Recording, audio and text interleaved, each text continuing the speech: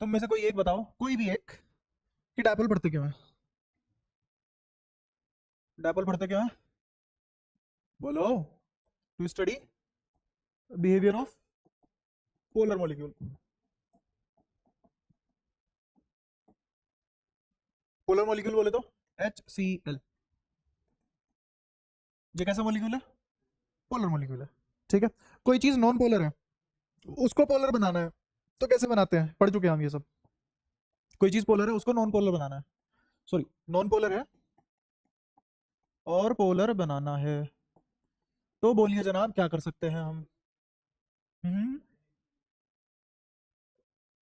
Dielectric तो polarise होता है ना। थोड़ा थोड़ा आसपास था, तू थोड़ा सा और बुद्धि लगाता तो आ जाता मजा। इलेक्ट्रिक फील्ड के साथ जैसे ही एक्सपोज करोगे, तो यहाँ पे एक नेगेटिव चार्ज डेंसिटी आ जाएगी, यहाँ पे एक पॉजिटिव चार्ज डेंसिटी आ जाएगी। पहले नहीं थी, अब आई है। के पहले भी न्यूट्रल था, अभी भी न्यूट्रल है। याद आया? कुछ कुछ ऐसी बातें करी थी जिसमें इलेक्ट्रिक फील्ड क्या आता था, ई नॉट बाई के। ये कहाँ का इलेक्ट्रिक फील्ड है? यहाँ का ई नेट है, अंदर का, बाहर का नहीं, अंदर का ई नेट है। याद आया? तो ये तो पोलराइजेशन था। वो तो गए, ये सारे के सारे क्या है, यहाँ एक नेगेटिव यहाँ एक पॉजिटिव, ये क्या बना? डायपोल। यहाँ एक नेगेटिव यहाँ एक पॉजिटिव, क्या बना? डायपोल। तो हमने क्या करा, पहले कैसा था ये? न्यूट्रल, कुछ भी नहीं था इसमें, कोई चार्ज सेपरेशन नहीं थी, सारी जगह एक जैसा फैला हुआ था। तुमने इलेक्ट्रिक फील्ड के साथ एक्सपोज कराया, चार्ज सैचुरेट हुए, सैचुरेट होने के बाद क्या किसकी फॉर्मेशन होगी? डायपोल की। तो मेरा क्या हुआ, नॉन पोलर से चीज पोलर में बदल गई। और इसी प्रोसेस का नाम क्या है? इसी प्रोसेस का नाम क्या है? Process is polarisation. अब अगेन नोट्स तो तैयार करेंगे नहीं हम, यहाँ पे चीजें समझेंगे, नंबर तभी अच्छा आएंगे। अब अगर तुमसे कोई पोलराइजेशन की डेफिनेशन पूछ ले एक नंबर में, क्या बताओगे आंसर में? हाँ बिल्कुल, process of converting non polar. हाँ, ऐसे भी बोल सकते हो कि conversion of non polar molecule into polar by the application of electric field is called polarisation. फटाफट बोल के बता दो, बहुत ही कम सेकंडों में, ताकि हम आगे बढ़ जाए तेजी में।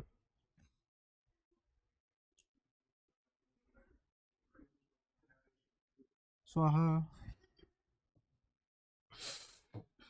बहुत खराब, बहुत खराब है। 6 महीने बाद तो ऐसा लगेगा मेरे को किसी क्लास को पढ़ा रहा हूँ। लिख लोगे इन शॉर्ट? पक्का? हाँ ठीक है, वो तो टेस्ट में पता करेंगे।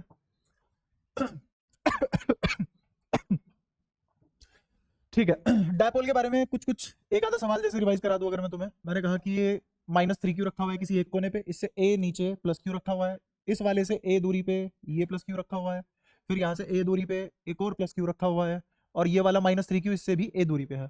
तो वो पूछ रहा है कि नेट डायपोल मोमेंट बता दो। नेट डायपोल मोमेंट पूछा गया तुमसे, पी नेट। पी नेट बोले तो नेट डायपोल मोमेंट। अच्छा, डायपोल वेक्टर क्वांटिटी है, सभी को पता है। यूनिट और बता दो इसकी क्या होती है फटाफट, जल्दी बोलो। किलोमीटर। किलोमीटर सही क्या? इसके पास एक डिस्टेंस सेपरेशन है और एक चार्ज है, तो Q इंटू एल, खत्म। फटाफट बताओ कैसे करोगे? क्या इसको ऐसे लिख सकते हो कि एक -Q तो इसके साथ, एक -Q इसके साथ, और एक और -Q इस वाले के साथ। क्या बन गई पेयरिंग? एक डायपोल ये, एक डायपोल ये, एक डायपोल ये। डायपोल की डायरेक्शन कहां से कहां होती है? Negative to positive. तो क्या तीर ऐसे लगेंगे? अब इन तीन वेक्टर का रिजल्टेंट निकालना है। पक्की बात है, तो डायगोनल के लॉन्ग होगा। किसके लॉन्ग होगा? और डायगोनल कितनी होती है? √2a। साइड कितनी होती है? a। ये कितना है डायपोल मोमेंट, इसकी कितनी आएगी? p, जो किसके बराबर है? Q इंटू ए। ये भी कितना है? p, जिसकी डायपोल मोमेंट किसके बराबर है? Q इंटू ए। और ये किसके बराबर है? Q √2a। शाबाश, ये p डैश के बराबर है। अच्छा, इन दोनों का रिजल्टेंट, ये दोनों 90 डिग्री पे है और वेक्टर है, 90 डिग्री पे और वेक्टर है, तो इनका रिजल्टेंट 45 डिग्री पे आएगा। और कितना आएगा? √2QA। तो एक √2QA पहले से था, एक और √2QA आ गया, तो डायरेक्ट लिख दो पी नेट किसके बराबर आ गया? 2√2QA। सबको समझ आया? कोई दिक्कत यहां तक? सारी बातें क्लियर है?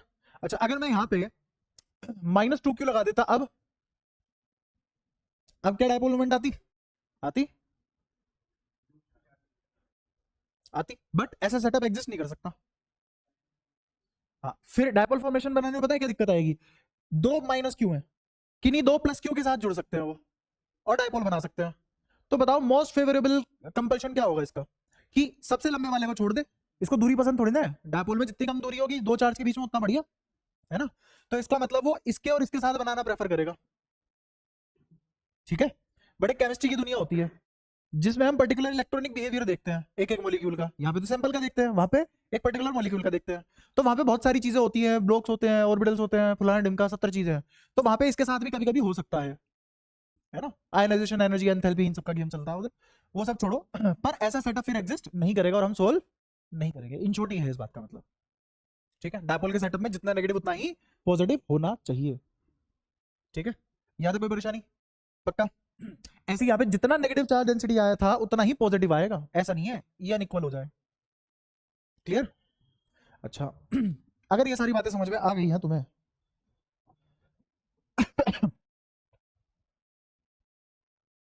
चलो पहले कुछ और पढ़ाता हूँ, फिर उसके बाद अच्छा सवाल कराऊंगा एक, है ना। रोना मत, क्योंकि क्लास भी तुम ही मिस करते हो, हरामजादी भी तुम ही कर रहे हो पढ़ाई में, और मेहनत की गुठली भी तुम ही मार रहे हो। तो सवाल तो बढ़िया कराऊंगा ही मैं, बट थोड़ा सा रुक के कराऊंगा, थोड़ा सा यूज हो जाओ पहले। कल हाल फिलहाल में मैंने कराया था potential due to dipole. Potential due to dipole किसके बराबर होता है? K p cos theta upon r square. ये इक्वेटोरियल पे है, एक्सियल पे है, या एनीवेयर? एनीवेयर, किसी भी जनरल पॉइंट पे मेरी potential due to dipole k p cos theta by are square होती है। ठीक है, जैसे मैंने दो एक्सेस बनाए, एक एक्सेस बना रहा हूं मैं ऐसे,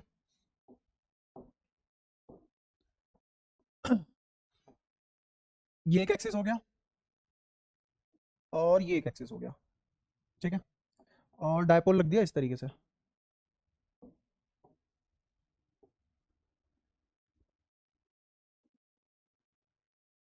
ये डायपोल है, दिख रहा है सबको येलो कलर का। और अब बात करेंगे हम किसी इस पॉइंट पे पोटेंशियल की, तो इस पॉइंट पे इस डायपोल की वजह से पोटेंशियल आएगा कुछ। अच्छा, यहां प्लस चार्ज होगा और यहां माइनस चार्ज होगा।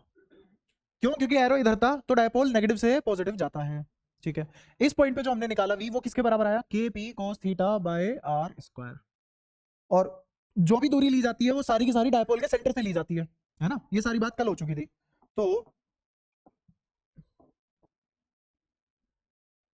इसमें जो आर है, ये आर क्या है बताओगे? बिल्कुल, ये पॉइंट पी है ना, पॉइंट पी नहीं ऐसे ले लो, पॉइंट ए है। ठीक है, और ये है पॉइंट ओ। हाँ, हर दूरी डायपोल के सेंटर से ली जाती है। क्या जब हमने इलेक्ट्रिक फील्ड निकाला था सारी दूरी जो भी आर था वो सेंटर से लिया था, तभी तो आर प्लस है, आर माइनस है, या फिर R plus L, R minus L आया था उधर जब ड्राइव किया था हमने, है ना। तो ये हो गया बीच की दूरी आर, ये वही वाला आर है जो नीचे लिखा हुआ है। ठीक है, ये दूरी क्या है?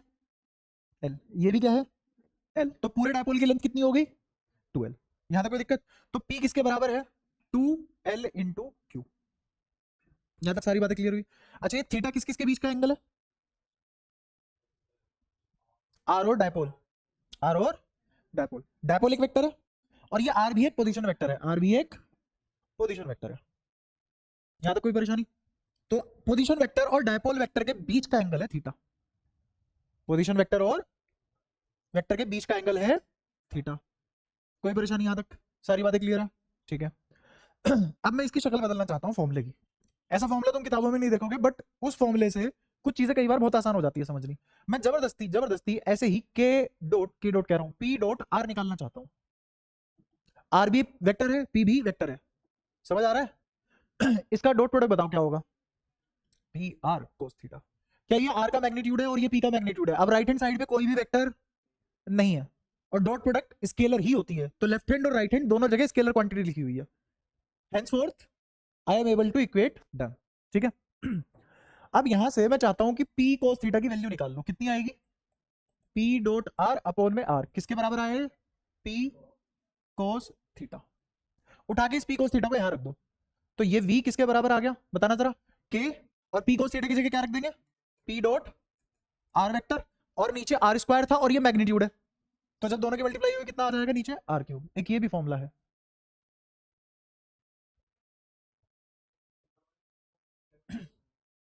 हाँ, ये बहुत रेयरली तुमसे कोई पूछ सकता है, बहुत रेयरली, है ना।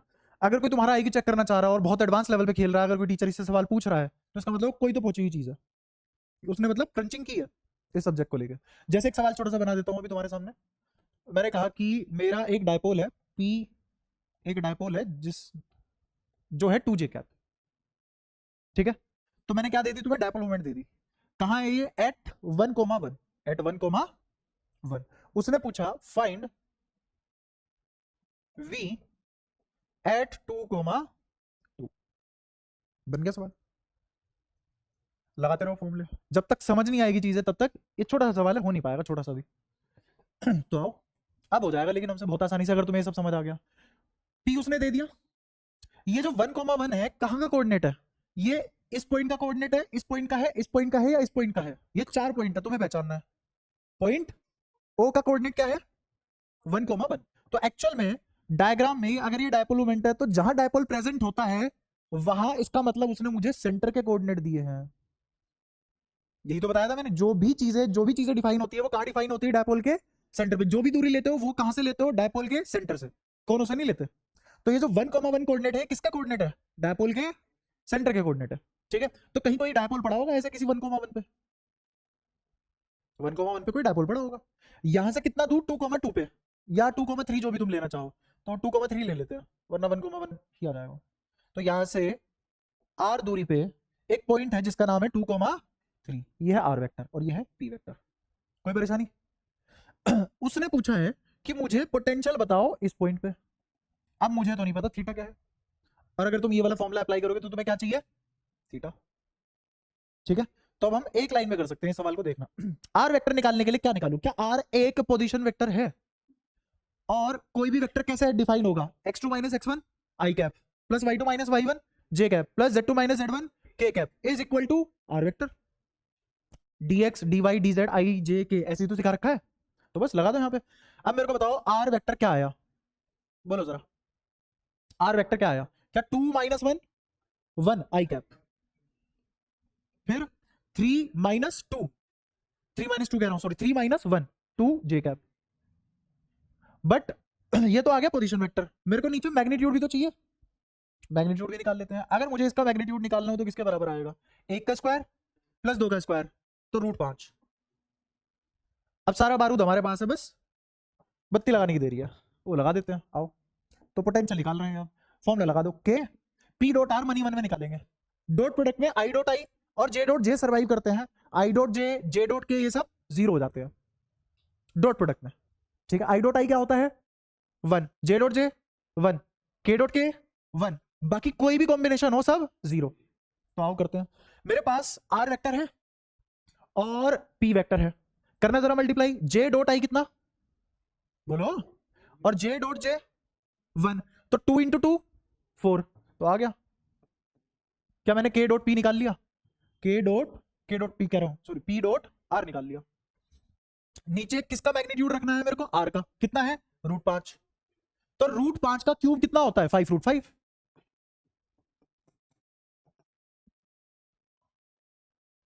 ठीक है, अगर मैं तुम्हें इस तरीके से ना पढ़ाता और ये सवाल आ जाता तो तुम्हारी दुनिया का सबसे टफ सवाल होता है।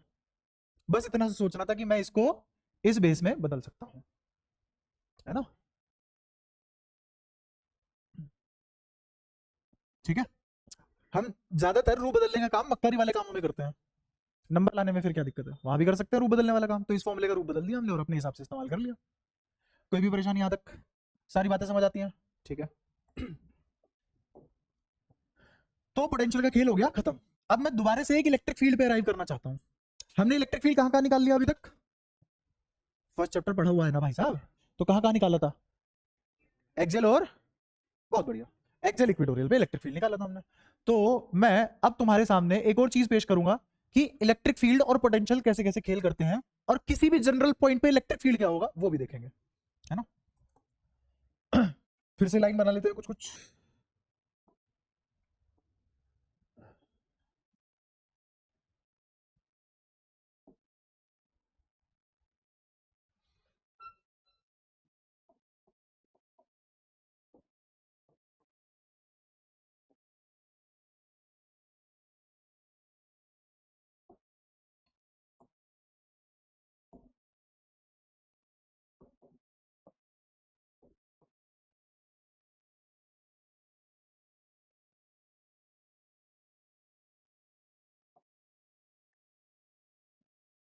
ये कोई भी general point P, R vector, theta, P vector, ये सेटअप है हमारा। ठीक है, इस पॉइंट पे हम भली बात ही जानते हैं पोटेंशियल कितना लिखा जाता है। वी बताओ इस पॉइंट पे वी। हाँ, वी तो आ गया इस पॉइंट पे। जैसे इसको नाम दे रखा है हमने पी, और एट पी वी बराबर K cos theta by are square. ठीक है, बट मैं निकालना चाहता हूं यहां पे वी। ठीक है, यहाँ पे इसको नाम दे दिया मैंने ए पॉइंट, ये कोई ए पॉइंट है और ए पॉइंट पे एट ए थीटा कितना हो जाएगा बताओ जरा, 0 रख दो वहां पे, कोस 0 1, तो के पी बाय आर स्क्वायर, शाबाश, के पी बाय आर स्क्वायर, तो ये हो गया वी पी वी के। ऐसे ही अगर मैं तुमसे बात करूं कि यहां कोई पॉइंट है बी, इस बी पॉइंट पे बताओ एट बी वी बी कितना होगा, कोस कितना आ जाएगा 90, देखो थीटा कितना आ गया 90, अगेन पता है थीटा किस किसके बीच का एंगल है, पी और आर के बीच का, 90 होती कोस 90 0, तो सब कुछ 0, तो मतलब वी भी 0, यहां तक कोई दिक्कत। अच्छा अब मैं इसको लॉजिकली भी समझाना चाहता हूं, तो मैं चल क्या रहा है ध्यान से देखना, क्या ये पॉजिटिव है ये नेगेटिव है, पोटेंशियल एक वेक्टर क्वांटिटी नहीं है, कैसी क्वांटिटी है स्केलर, क्या ये वाला पॉइंट पॉजिटिव के पास है ना, पॉजिटिव के पास और नेगेटिव से, तो इस पॉइंट पे किस पोटेंशियल का ज्यादा इफेक्ट आएगा, तो ओवरऑल जब जोड़ेंगे दोनों की पोटेंशियल तो नेगेटिव वाली कम कंट्रीब्यूट करेगी पॉजिटिव वाली, तो ओवरऑल पोटेंशियल आएगी, आया समझ, क्लियर है, ठीक है। फर्स्ट क्वाड्रेंट में अगर मैथमेटिकली देखो तो फर्स्ट क्वाड्रेंट में 0 से 90 के बीच कोस का साइन क्या होता है, ये पढ़ा है तुमने, यहाँ पे ऑल पॉजिटिव, यहाँ पे साइन और कोसेक पॉजिटिव, यहाँ पे टेन और कोट पॉजिटिव, यहाँ पे सेक और कोस पॉजिटिव, याद आया, ठीक है। अब मेरे को बताओ कोस कहां कहां पॉजिटिव होता है, फर्स्ट और फोर्थ में, शाबाश, अगर फर्स्ट और फोर्थ में कोस पॉजिटिव है तो इसको जरा ध्यान से देखो मैथमेटिकली, तो मैथमेटिकली इससे इधर इधर इनफाइनाइट पॉइंट पे अगर पोटेंशियल निकालोगे सारी पोटेंशियल कैसी होंगी, आ गया, इस पॉइंट पे अगर मुझे पोटेंशियल लिखनी हो तो कैसी होगी, क्योंकि ये ज्यादा कंट्रीब्यूट करेगा ये दूर है, सेकंड क्वाड्रेंट में कोस, आ जाओ इधर कोई भी पॉइंट ले लो कहीं भी, नेगेटिव ज्यादा पास पड़ेगा तो पोटेंशियल कैसी होगी नेगेटिव, तो क्या यहां लिख लेना चाहिए मुझे, यहां पोटेंशियल कैसी होगी नेगेटिव, और इससे इधर इधर पोटेंशियल कैसी होगी पॉजिटिव,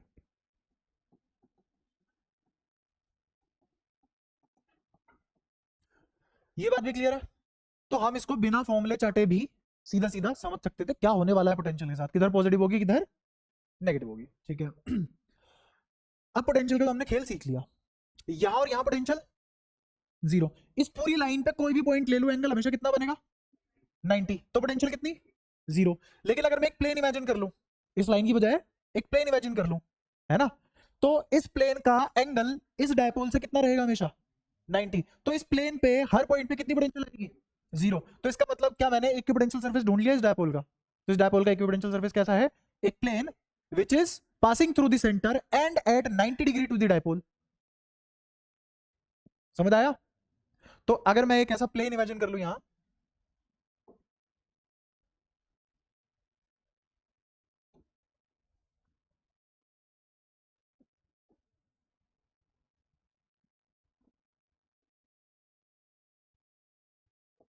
अगर कोई ऐसा एक प्लेन इमेजिन किया मैंने, तो कैसा प्लेन है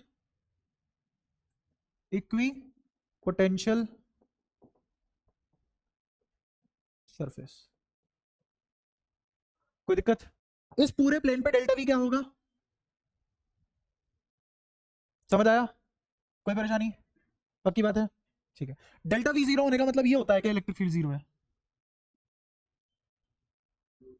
तो क्या मतलब होता है डेल्टा वी का, डेल्टा वी 0 होने का मतलब क्या होता है, क्या इलेक्ट्रिक फील्ड को पोटेंशियल ग्रेडियंट बोलते हैं, ऐसा पढ़ रखा है हमने, और पोटेंशियल ग्रेडियंट मतलब डीवी बाई डी आर, है ना, तो डीवी तो हो गया 0, मतलब वी कांस्टेंट था, वी कांस्टेंट था, अगर वी कांस्टेंट है तो इलेक्ट्रिक फील्ड 0 हो जाता है, वी कांस्टेंट है तो इलेक्ट्रिक फील्ड 0 हो जाता है, इसका मतलब क्या है, वी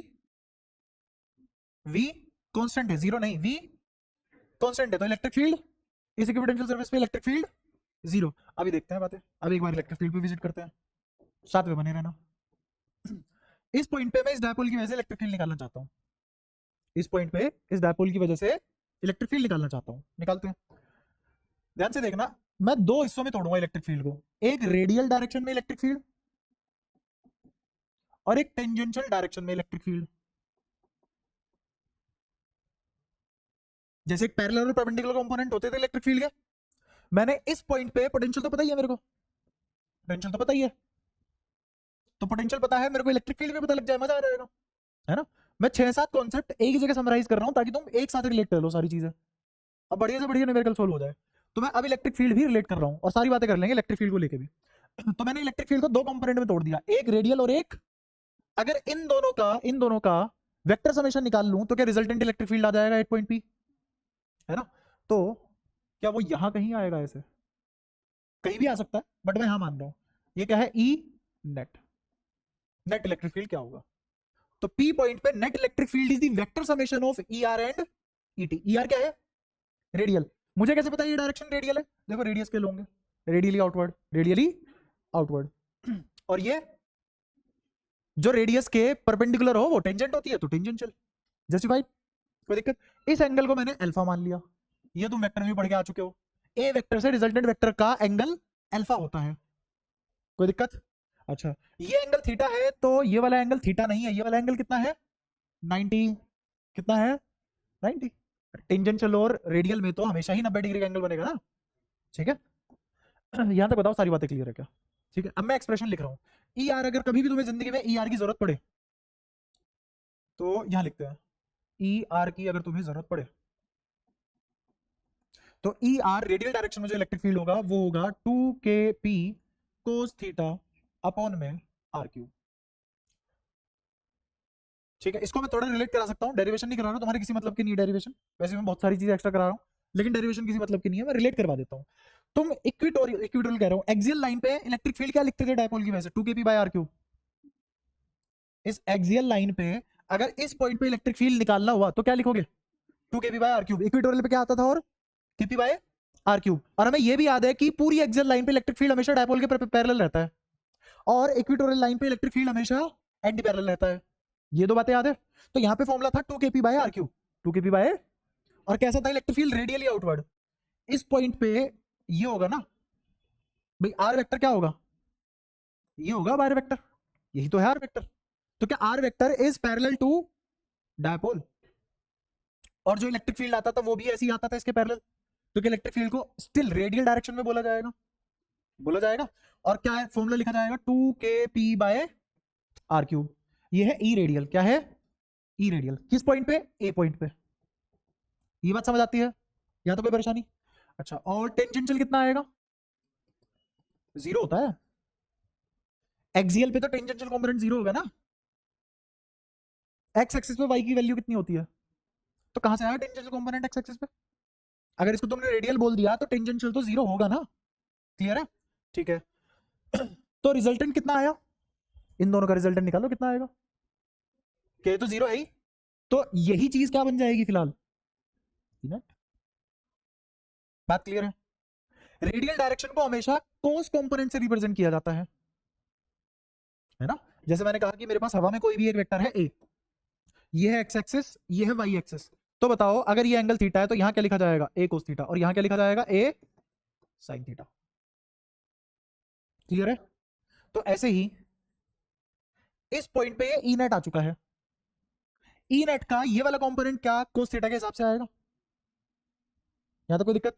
तो देखो 2 kp बाय आर क्यूब था, और कोस थीटा ये वाला कंपोनेंट हो जाएगा, रेडियल कंपोनेंट कोस थीटा में जाएगा और टेंजेंशियल कंपोनेंट साइन थीटा में चला जाएगा। तो क्या मुझे बता सकता है कोई कि इसका ई टेंजेंशियल किसी भी जनरल पॉइंट पे क्या लिखा जाएगा, 2 कहां से आया अब ये, हाँ kp sine theta by are cube, क्योंकि tangential kp by are cube था, tangential kp by are cube था। क्या मैंने ये दो फॉर्मूले लिख लिया, इसको मान लो 1 इक्वेशन, इसको मान लो इक्वेशन नंबर 2। अब मुझे निकालना है ई नेट, तो ई नेट कैसे निकालेंगे, पहले निकालूंगा मैं मैग्नीट्यूड। तो किसी भी वेक्टर का मैग्नीट्यूड कैसे निकालते हैं, under root a square plus b square plus 2ab cos theta. Tangential और रेडियल के बीच में कितना एंगल है 90, तो cos थीटा वाली टर्म 0, तो क्या बचा under root a square plus b square. अब ध्यान से सुनना, under root a square plus b square का मतलब यही तो है ई आर का स्क्वायर प्लस ई टी का स्क्वायर। क्या मैग्नीट्यूड आ जाएगा नेट इलेक्ट्रिक फील्ड का मैग्नीट्यूड हाथ में आ जाएगा अपने, निकाल लेते हैं, ध्यान से देखना। के पी बाई आर क्यूब दोनों में कॉमन है, अंदर उसका स्क्वायर है, बाहर आएगा कॉमन, तो क्या है कॉमन, के पी बाई आर क्यूब का होल स्क्वायर, रूट से बाहर आ जाएगा, तो रूट से बाहर क्या लिखा जाएगा, के पी बाई आर क्यूब, अंदर बचा रूट। सबको समझ आया रूट से बाहर कैसे आया k P by are cube, ठीक है। फिर यहां बताओ अंदर क्या बचा, क्या यहां बचा 4 कोस स्क्वायर थीटा, यहां क्या लिखा हुआ है 4, और यहां क्या लिखा हुआ है साइन स्क्वायर थीटा। तो अब इसको ऐसे पढ़ो 3 cos square theta plus cos square theta plus sine square theta. भाई 4 कोस स्क्वायर थीटा था, तोड़ लो, cos square theta plus 3 cos square theta plus sine square theta, तो 1 cos square theta sine square theta तो हो गया 1, बचा कितना 3 कोस स्क्वायर थीटा, तो आंसर क्या आ गया 1 प्लस 3 कोस स्क्वायर थीटा। क्या मैंने रिजल्टेंट निकाल लिया ई नेट का, खत्म बात। कोई ऐसा जिसको डिटेल में समझाना हो तो बता दो। ऋषभ आया समझ, ठीक है, गोरान, सौरभ, ठीक है। हाँ हाँ हाँ हाँ हाँ बिल्कुल। अरे आंसर गलत नहीं आ सकता ना, वो करके दिखाऊंगा तो फिर ये डिराइव ही नहीं हो जाएंगे। मैं बताता हूँ हुआ क्या। ये cos थीटा क्यों आया, अगर तुम ये समझना चाहते हो तो ऐसा करो, ये P है ना, ये क्या है P,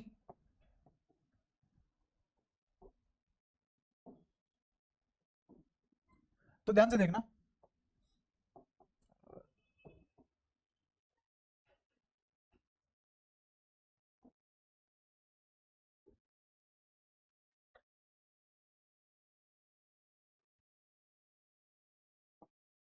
इस P का ये वाला कंपोनेंट क्या होगा बताना जरा, कितना होगा P cos थीटा।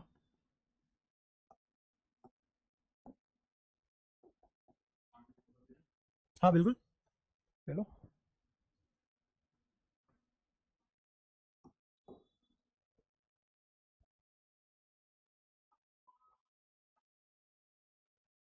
ये वाला कंपोनेंट का नाम क्या होगा, क्या इसके रेस्पेक्ट में ये वाली लाइन इक्विटोरियल नहीं है, समझो ध्यान से। मैंने P का कंपोनेंट कर लिया, एक कंपोनेंट P cos थीटा, एक कंपोनेंट P sin थीटा, इतने में तो कोई दिक्कत नहीं है ना, ठीक है। अब सुनना ध्यान से, मैंने पहले P sin थीटा लिखा, अब P sin थीटा के रेस्पेक्ट में R वेक्टर का इक्विटोरियल लाइन पे नहीं है, भाई साहब हाँ नहीं निकल रही, मास्टर यू टूना हो गया पूरे 15 सेकंड के लिए, टुकड़ टुकड़ देख रहे बढ़िया ऐसी स्टैचू।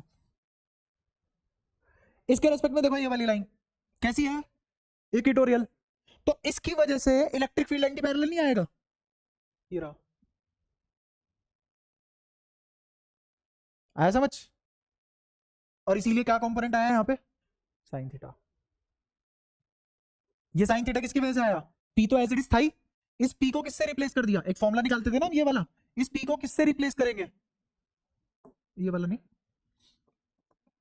एट इक्वेटोरियल के पी बाय आर क्यूब होता था फॉर्मूला, इस पी को किससे रिप्लेस कर दिया पी, अब पढ़ो इस फॉर्मूले को, K P sine theta by are cube नहीं लिखा हुआ, ऐसे आया ये, ठीक है। अब हाँ, मैं कभी भी अगर कंपोनेंट तोड़ूंगा किसी वेक्टर के तो उसके रेक्टेंगुलर कंपोनेंट ही तो करूंगा, ए कोस थीटा और ए साइन थीटा आर ऑलवेज, तो मैंने इसके ही तो कंपोनेंट करे, देख सोल्व मेरे को करना है तो तरीका आसान मेरे को ढूंढना पड़ेगा, है ना। मैं चाहूँ तो 17 डिग्री पे भी कंपोनेंट कर लूँ, पर मजा क्या आएगा उसमें, तो मैं अपने आप ही कौन से कंपोनेंट करूंगा, रेक्टेंगुलर कंपोनेंट। रेक्टेंगुलर कंपोनेंट करने का फायदा क्या है, मैं बताता हूँ फायदा, तुमने वेक्टर फिर ध्यान से नहीं पढ़ा जो मैंने कहा था।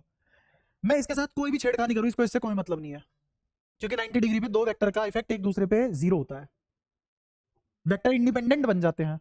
तो मैंने इसको दो इंडिपेंडेंट कंपोनेंट में तोड़ा है, रेक्टेंगुलर कंपोनेंट इसीलिए स्पेशल कंपोनेंट होते हैं क्योंकि वो दोनों कंपोनेंट एक दूसरे के इंडिपेंडेंट होते हैं। मैं इसके साथ जो करूंगा उससे इसको कोई मतलब नहीं है, इसके साथ जो किया जाएगा इससे कोई मतलब नहीं है। ये फील कहाँ आती है, 11th में बच्चा धीरे धीरे सीखता है फील, कहाँ, पहली बार प्रोजेक्टाइल में।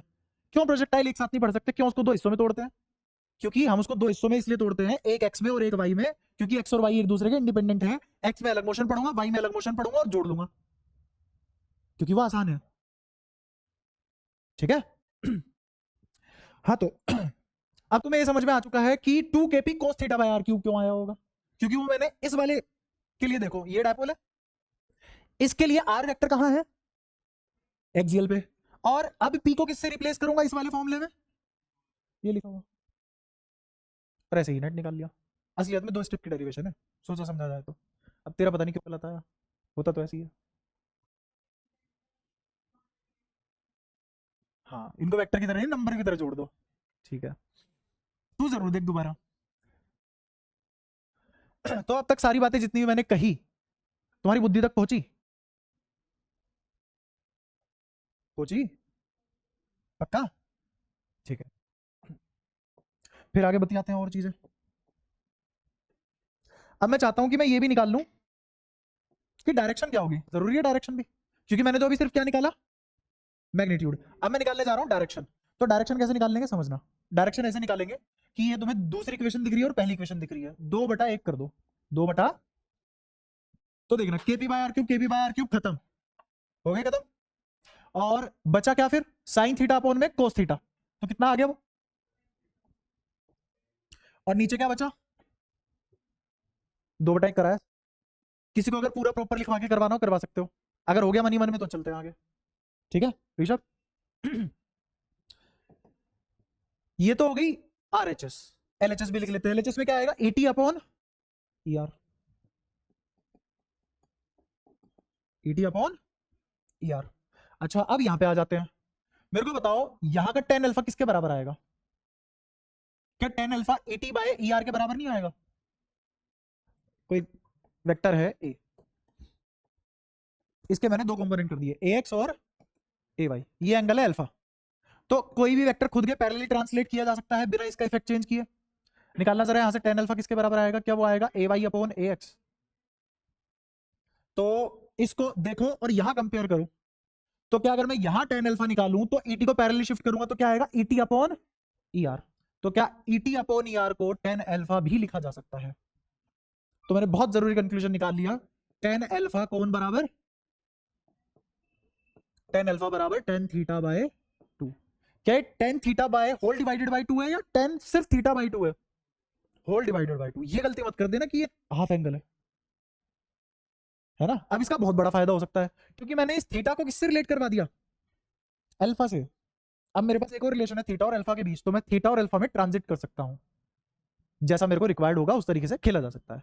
तुम खुद सोचो, सारी चीजें सूझबूझ के ऊपर चल रही हैं। हाँ और क्या, हम थोड़ी थोड़ी बुद्धि लगा रहे हैं और अपने आप सारे रिजल्ट निकलते आ रहे हैं, ऐसे तो है नहीं कोई बड़ी बड़ी डेरिवेशन कर रहे हैं, है ना। कभी सीख के देखना इसकी डेरिवेशन कैसे कराते हैं लोग, कितनी लंबी कराते हैं, हमने मन ही मन में कर ली, ठीक है। तो ये छोटी छोटी बातें क्लियर हो ना, बड़ी बड़ी बातें भी फिर छोटी हो जाती है। अच्छा ये सारी बातें हमने अभी तक कर ली, तो हमारे पास क्या क्या आ गया, ई रेडियल का फॉर्मूला आ चुका है, ई टेंजेंशियल का फॉर्मूला आ चुका है, ई नेट का मैग्नीट्यूड आ चुका है, ई नेट की डायरेक्शन आ चुकी है, कितनी है डायरेक्शन, tan θ/2 या फिर tan अल्फा, क्योंकि tan अल्फा डायरेक्शन होती है, टेंजेंट ही डायरेक्शन होती है, ठीक है। और पोटेंशियल हमें हर पॉइंट पे पता ही है, पोटेंशियल हमें हर पॉइंट पे पता ही है। अब मैं कुछ रिजल्ट वेरीफाई करवाता हूं तुम्हें, कुछ रिजल्ट वेरीफाई करवाता हूं। मैं चाहता हूं अब तुम इस पॉइंट पे रिजल्टेंट वाला फॉर्मूला लगाओ, इस एक्सिस पे थीटा कितना, 0, थीटा की जो 0, तो p cos थीटा क्या बनेगा, p p cos थीटा क्या बनेगा, p cos थीटा 1 हो जाएगा ना, और साइन 0 कितना बनेगा, 0। तो ये खत्म, सारा का सारा कौन सा आ गया, ये वाला कंपोनेंट। तो अब जो इलेक्ट्रिक फील्ड आएगा वो सिर्फ रेडियल आएगा, टेंजेंशियल 0, आगे फील्ड टेंजेंशियल 0 क्यों था, क्लियर अब। और जो भी था सारा का सारा कहां था, रेडियल में। अब रख दो, इस फॉर्मूले को यूज करते हैं, यहां पे रखो थीटा 0, तो कितना है 3 + 1 4, √4 = 2, तो आ गया 2 kb/r³।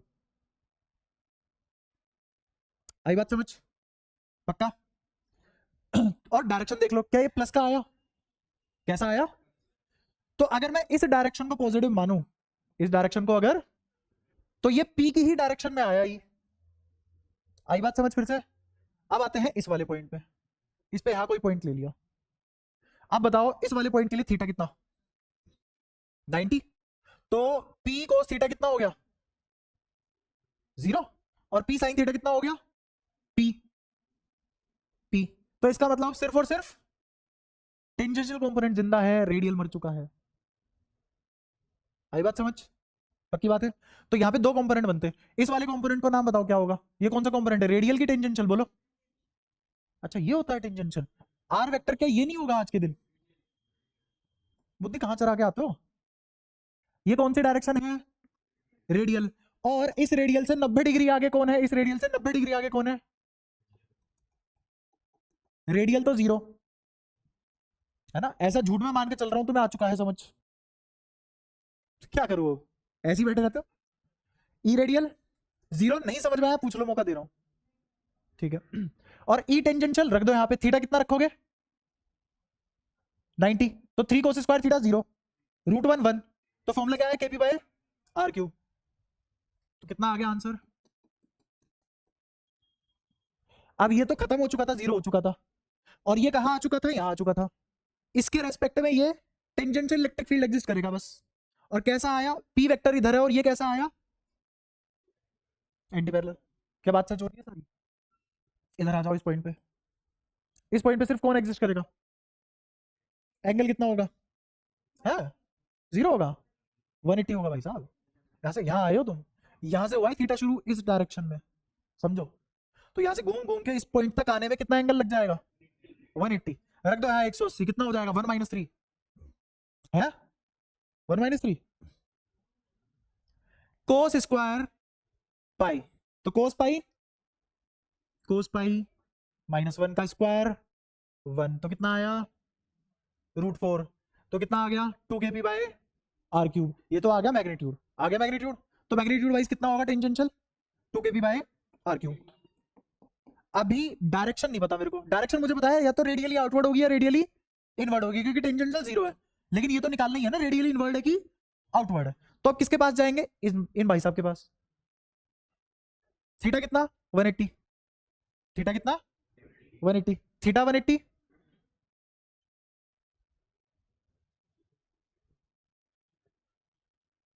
टेन 90 नॉट डिफाइन, इतना तो आता होगा, टेन 0 1, तो टेन 45 क्या होता है भाई साहब। तो इसकी डायरेक्शन 0, मतलब कुछ आई ही नहीं डायरेक्शन, तो इससे तो डायरेक्शन का पता नहीं लगा, इससे तो कोई डायरेक्शन का पता लगा नहीं। तो अब मुद्दा ये है डायरेक्शन कैसे निकालोगे, बहुत आसान है, बस एक बात क्लिक नहीं कर पा रहे तुम अपनी बुद्धि में।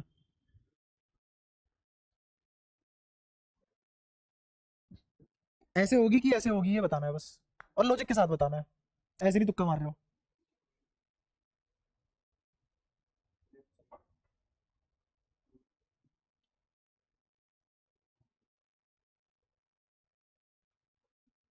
आओ सुनो मेरी बात, ये तो वेक्टर ही है, ये थोड़ी ना मैग्नीट्यूड है भाई, ये तो वेक्टर है ना। इन दोनों का रिजल्टेंट का मैग्नीट्यूड और डायरेक्शन अलग निकाली, बट कंपोनेंट तो डायरेक्शन वाली है ना, इनकी तो डायरेक्शन है। तो अब चालाकी क्या करेंगे हम, ई टेंजेंशियल में यहाँ थीटा की जगह क्या रखो, थीटा की जगह छोड़ छोड़ उसको छोड़, थीटा की जगह तो कितना हो गया ईटी, ईटी कितना 0। तो ये वाला कंपोनेंट कितना हो गया, ये वाला कंपोनेंट कितना हो गया, सिर्फ और सिर्फ रेडियल एग्जिस्ट करेगा। कितना लिखोगे यहाँ 180, तो कितना आ जाएगा -2kp/r³। तो अगर मैं इस वाले को ऐसे बनाऊं, डायरेक्शन अगर ऐसे बनाऊं, इससे ही तो आगे होगा ना, 90 डिग्री आगे। तो असलियत में देखो यहां चले हम, ये 180 घुमा तो इधर आ गया, और वैल्यू कितनी आ रही है इसकी -2kp/। तो क्यों ना मैं इसको रिप्लेस करके ऐसा बना दूं कुछ,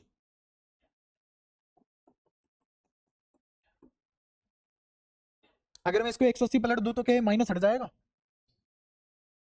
तो कितना आ गया प्लस का 2kp/r³, जिसकी डायरेक्शन इधर है, क्योंकि -2kp/r³ का इधर होने का मतलब यही है कि इधर +2kp/r³ है। क्या इस लाइन पे फिर से पैरेलल आ गया इलेक्ट्रिक फील्ड डायपोल मोमेंट के, हुआ क्लियर? नहीं, इससे निकाला मैंने, पोटेंशियल थोड़ा निकाल रहा हूँ, इलेक्ट्रिक फील्ड निकाल रहा हूँ। हाँ डायपोल मोमेंट नेगेटिव से पॉजिटिव है, हाँ नहीं, अगर माइनस की इलेक्ट्रिक फील्ड लोगे तो वो इस डायरेक्शन में है, ये बात किसने बताई, ऊ फॉर्मूला ने, नंबर 1। अगर मैं नेगेटिव इलेक्ट्रिक फील्ड लो उसकी डायरेक्शन ये है, तो पॉजिटिव इलेक्ट्रिक फील्ड इधर एग्जिस्ट करेगी ना। तो पॉजिटिव इलेक्ट्रिक फील्ड फिर से किसके साथ डायरेक्शन में अलाइन हो रही है, डायपोल मोमेंट के साथ। तुम्हें बस ये समझने में दिक्कत आ रही है कि अगर -a वेक्टर इधर है तो इधर +a वेक्टर होगा, वही तो कर रहा हूं मैं तुमसे। अगर मैं इस पूरे को a से रिप्लेस कर दूं तो ये -a वेक्टर अगर इस डायरेक्शन में है तो +a वेक्टर उस डायरेक्शन में होगा ना, और प्लस p भी इधर ही है। तो इसका मतलब फिर से इलेक्ट्रिक फील्ड किसके साथ डायरेक्शन में लाइन हो रहा है, किसके साथ पैरेलल में आ गया, डायपोल मोमेंट की डायरेक्शन के पैरेलल आ गया। तो इसका मतलब एक्सियल लाइन पे चाहे राइट हैंड साइड चाहे लेफ्ट हैंड साइड किसी भी डायरेक्शन में बात कर लो, इलेक्ट्रिक फील्ड हमेशा पैरेलल आएगा डायपोल मोमेंट के। क्या एक और तरीके से सिद्ध कर दी मैंने ये बात, किसके लिए बताया था? मेरे को लगता है कि तुम्हारी लिमिट 10 मिनट की है पढ़ने की बस, उसके बाद तुम चीजें मिक्स करना शुरू कर देते हो अपनी मर्जी से कैसे भी। पोटेंशियल के लिए बताई थी वो बात, किसके लिए बताई थी, क्यों पोटेंशियल के लिए, क्यों कहना आसान है ये सब, क्योंकि वो वेक्टर क्वांटिटी नहीं है। जैसे मैं तुमसे पूछूं +4 - 10 कितना आएगा? +4 - 10 कितना आएगा? -6। फिर मैं बोलूं +4 i कैप -10 j कैप कितना आएगा? ये प्लस का आएगा माइनस का आएगा? बता ही नहीं सकते, वेक्टर है ना, देखना पड़ेगा बना के। आई बात समझ? तो इलेक्ट्रिक फील्ड वेक्टर है, पोटेंशियल स्केलर है। तो जो मैंने बात कही थी वो किसके लिए कही थी? पोटेंशियल के लिए, क्योंकि वो स्केलर था। ठीक है, इलेक्ट्रिक फील्ड तभी तो एक एक पॉइंट में निकाल निकाल के रख रहे हैं। बताओ कोई दिक्कत यहाँ तक? हाँ, ई नेट जनरल पॉइंट कितने निकाला है? हाँ, ये जनरल फॉर्मूला है तुम्हारा, ये क्या है? लेकिन ये सिर्फ और सिर्फ क्या बताएगा, और ये क्या बताएगा? अगर इससे मेरे को मुश्किल पड़ रहा है निकालना तो मैं कंपोनेंट से निकाल लूंगा, क्योंकि ये भी तो बातें कंपोनेंट्स ने ही बताई है। और ये कंपोनेंट अभी अभी प्रूव करवाए किसकी वजह से आए हैं? यहाँ पी cos थीटा, यहाँ पी sin थीटा है। समझ गए? कोई दिक्कत? ये सारी बातें तुम्हें बहुत आसानी से समझ में आ सकती है। जब भी मैं तुमसे सवाल पूछूं तुम जवाब दो, तुम्हें रियलाइज होगा कि तुम्हारा दिमाग काम कर सकता है, बट तुम चाहते नहीं हो। क्योंकि जब मैं तुमसे सवाल पूछता हूं तुम ऐसे बैठ जाते हो, मतलब होता क्या है इससे? कुछ भी नहीं होता। मेरा टाइम खराब होगा, तुम्हारा टाइम खराब होगा, होना थोड़ी ना इस बात से कुछ। तो जैसे ही मैं तुमसे कोई भी चीज पूछूं उसका जवाब देने की कोशिश किया करो। अगर मैं तुमसे छोटे छोटे सवाल पूछूं ना, यहाँ पे टाइम तो जाएगा, लेकिन तुम खुद आंसर करके यहाँ पहुंच जाओगे। तब तुम्हें रियलाइज होगा अरे तो हम खुद भी कर लेते हैं, इसकी तो जरूरत भी नहीं थी। बट जैसे ही तुमसे सवाल पूछा जाता है, हमारा तो स्विच ऑफ था, क्या पूछ लिया एकदम से। तो इसीलिए अटेंटिव रहो, है ना? अच्छा, फिर यहाँ पे आ जाओ। अगेन मैं झूठ मान के चल रहा हूँ कि तुम्हें आ चुका है, पता नहीं कितना आया। तुम में हिम्मत है तो पूछ लो, मैं बता दूंगा, मुझे कोई दिक्कत नहीं है। जो भी समझ में ना आया पूछ लो। हाँ हाँ, देख, ये जो पी है इसको दो हिस्सों में तोड़ा था मैंने। ये होता है रेक्टेंगुलर कंपोनेंट, इन दोनों के बीच में कितना एंगल है? 90। तो किसी एक से कितना एंगल बनेगा? थीटा। थीटा वाला पी cos थीटा हो गया, और दूसरे वाला पी sin थीटा हो गया। अगर अब ये मैं इसको देख ही नहीं रहा, ये डायपोल है ही नहीं अब मेरी जिंदगी में। अब मेरे लिए दो डायपोल एक ही पॉइंट पे रखे हुए हैं, एक यहाँ और एक यहाँ। मैंने लिया ये वाला पॉइंट, इस वाले पॉइंट के लिए, इस डायपोल के लिए ये वाला पॉइंट कौन सा पॉइंट है? एक्सियल की रेडियल? एक्सियल। तो इलेक्ट्रिक फील्ड ये बना। इस वाले के लिए ये वाला पॉइंट क्या है? टेंजेंशियल। तो इसके लिए इलेक्ट्रिक फील्ड एंटी पैरेलल बना। आई बात समझ? तोड़ के कर लिया ना मैंने। अच्छा, रेडियल का फॉर्मूला क्या लिखूंगा? K P by 2 kp by are cube. Radial के लिए क्या लिखा गया? लेकिन पी थोड़े ना था मेरे पास, तो पी cos थीटा था। तो पूरा फॉर्मूला क्या बना? cos थीटा बाय, देखो ये लिखा हुआ है। आया समझ? फिर आ जाए इस पे टेंजेंशियल पे। इसके लिए टेंजेंशियल कितना होता है? 2 kp by, sorry kp by are cube. But P की जगह क्या था? P sine theta. तो पी को किससे रिप्लेस कर देंगे? पी साइन थीटा से। अब पढ़ के बता इसमें फॉर्मूला क्या क्या बनेगा? 2 कहां से आया? 2 नहीं, बस जब खुद से बोला तब समझ में आया, है ना? बट अगर ऐसे एक एक बच्चे को ट्यूशन देने लग जाऊं फिर तो घर में जाना पढ़ा के लग जाऊंगा, फिर यहाँ ऐसे बैठ के क्या था। और कभी भी अगर तुमने जिंदगी में होम ट्यूशन पढ़ा है तो उसी साल तुमने अपना कम से कम तो 15-16 IQ कम कर लिया। फैक्ट है। कभी भी अगर तुम किसी से कुछ सीख रहे हो तो ऐसे पर्सनल अटेंशन लेके मत सीखो। भीड़ फील करो और इफेक्ट फील करो कि सबसे ज्यादा मैं सीख पा रहा हूँ कि नहीं सीख पा रहा हूँ। इसी तो कॉम्पिटेंसी बेस्ड स्टडी बोलते हैं, है ना? अकेले थोड़ी ना दोगे एग्जाम, एग्जाम देने आगे तुम्हारा रिजल्ट कंपेयर ही नहीं होगा। तुम्हारा रिजल्ट अगर नीट जैसा एग्जाम दे रहे हो 25 लाख बच्चों से कंपेयर होगा, और तुम चाह रहे हो कि हमें पढ़ाया जाए पर्सनल अटेंशन देके। इसीलिए जवाब देना सीखो, क्लास में अटेंटिव रहो, एक्टिव रहो, और जवाब दो जो भी पूछा जाए। और मेरे बाद रिपीट किया करो लाइन है, यहाँ बैठेगी बुद्धि में, और जोन आउट नहीं हो पाओगे, एंगेज रहोगे, है ना? क्लास लेने का लहजा होता है ये। अब तक पता नहीं तुमने कैसे क्लास पढ़ी है, कैसे ली है, क्या हुआ है क्या नहीं। अब तक तुम्हारी ट्रेनिंग अलग चली थी, है ना? एकदम चीजें बदलती नहीं है, इसीलिए मैं तुम्हें ज्यादा कुछ कहता नहीं, है ना? लेकिन 6 महीने बाद मैं बेल्ट उतार के मारना शुरू कर दूंगा, चाहे मुझे खरीद के पहननी पड़ता है। खर्चा और करवाओगे, पिटोगे नहीं फिर। अब बताओ और कोई दिक्कत हो इसमें, है ना? जैसे इसने पूछा इसका हो गया क्लियर, अभी भी कोई पूछना चाहता है उसका भी क्लियर हो जाएगा, पूछ लो। सब बातों को एक साथ रिलेट करवा रहा हूँ मैं यहाँ पे, क्योंकि सबको क्लियर है सारी बातें। इसका भी आंसर नहीं कर पाते हो तुम, ये देखो तुमसे हाँ या ना भी नहीं निकलती, ऐसे बैठते हो तुम। कहाँ से सुधर जाओगे, कैसे?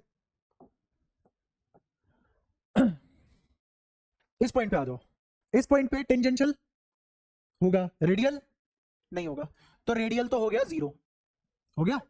रेडियल से 90 डिग्री आगे कौन पड़ता है? टेंजेंशियल। इस वाले फॉर्मूले पे आ जाओ, वैल्यू कितनी रखोगे थीटा की? 270, मतलब 3 पाई बाय 2, और साइन 3 पाई बाय 2 इज -1, और अगर वो -1 है तो इस डायरेक्शन में कैसा होगा? तो पॉजिटिव किस डायरेक्शन में होगा? इसके उल्टी डायरेक्शन में। तो क्या यहां आ जाएगा kp/r³? और अब कंपेयर कर लो, इसके फिर से कहां आया ये? Anti parallel. तो इक्वेटोरियल लाइन पे इलेक्ट्रिक फील्ड हमेशा एंटी पैरेलल, और एक्सियल लाइन पे हमेशा पैरेलल। और एक्सियल लाइन पे फॉर्मूला क्या होता है? 2kp/r³। इक्वेटोरियल पे kp बाय, और किसी जनरल पॉइंट पे दो कंपोनेंट होते हैं, एक 2kp cos θ/r³, एक kp sin θ/r³। दोनों का रिजल्टेंट का मैग्नीट्यूड निकालोगे तो kp/r³ √1 + 3 cos² θ, और अगर डायरेक्शन निकालोगे तो tan α बराबर tan θ/2 बराबर Et/er। ऐसे याद होना चाहिए। 3 बजे किसी ने तुम्हारे गाल पे एक बेल बजा दी होती है ना, चांटा पड़ा हो तुम्हें, कभी ऐसे सुन चिन आवाज आती है, वो आते ही तुम्हारे मुंह से ये सब निकल जाना चाहिए अगर पूछा जाए तो। ठीक है। बातें अगर इतनी क्लियर होती है तो एग्जाम बहुत फटाफट होता है, और एग्जाम देने में मजा आने लगता है फिर, क्योंकि तुम्हें पहले से ही पता होता है सबसे ज्यादा अपने आने हैं। फील तो करो वो वाली चीज। बताओ यहां तक सारी बातें क्लियर हुई है कि नहीं? अब एक छोटा सा सवाल पूछता हूं, मेरे को बता दो कि P और E नेट, P और E नेट किस थीटा पे परपेंडिकुलर होंगे? फाइंड एंगल या फिर find the value of theta such that P and E net become perpendicular to each other. लिख देता हूं सवाल, find value of theta such that E net and P becomes perpendicular to each other। ये है सवाल। अब क्या हुआ? अरे मैं देखा वहां कोई नहीं है, फिर देखा खंबे के पीछे से मैं निकल, ये आगे भाई साहब मिला तो सामा, निकल जल्दी।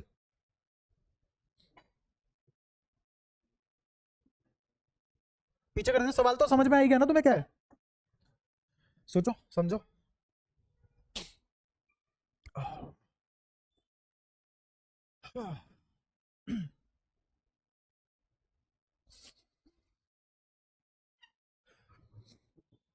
अगर किसी ने तबीयत खराब में और गला खराब में छुट्टी मारी, मैं उसे मारूंगा।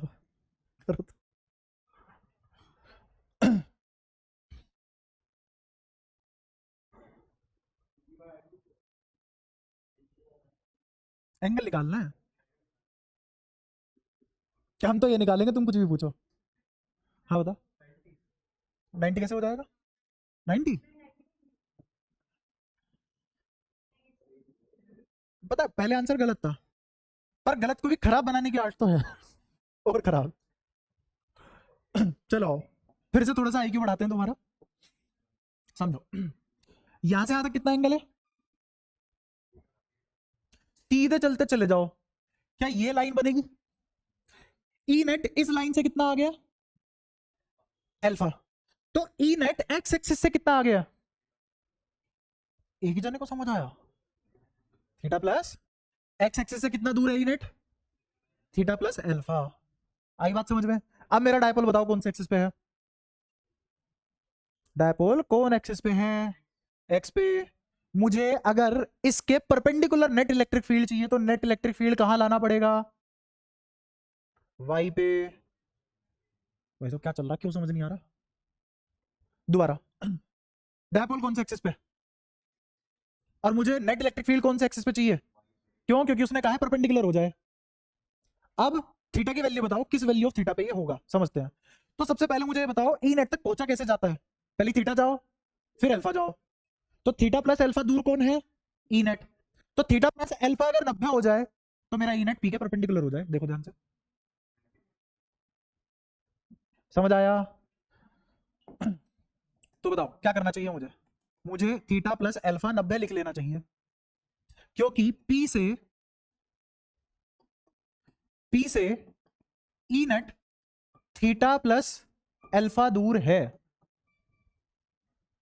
और अगर मुझे इन दोनों के बीच में 90 चाहिए तो मुझे थीटा प्लस अल्फा को 90 करना पड़ेगा। तो मैंने कर दिया थीटा प्लस अल्फा बराबर, मुझे वैल्यू किसकी निकालनी है, थीटा की।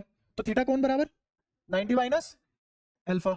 बट गणित है आगे, तो मैं यहां अल्फा निकालूंगा किसकी फॉर्म में, थीटा की फॉर्म में, और अल्फा की वैल्यू सब्स्टिट्यूट कर दूंगा तो थीटा गायब हो जाएगा।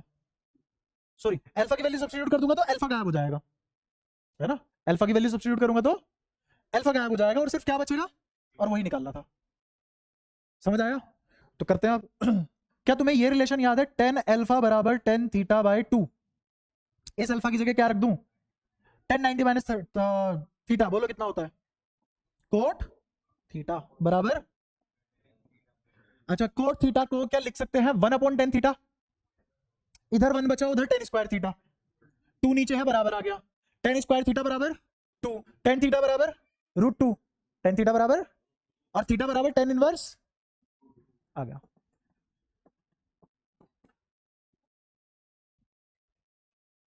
आया समझ, कोई दिक्कत, पक्का सारी बातें क्लियर है, ठीक है।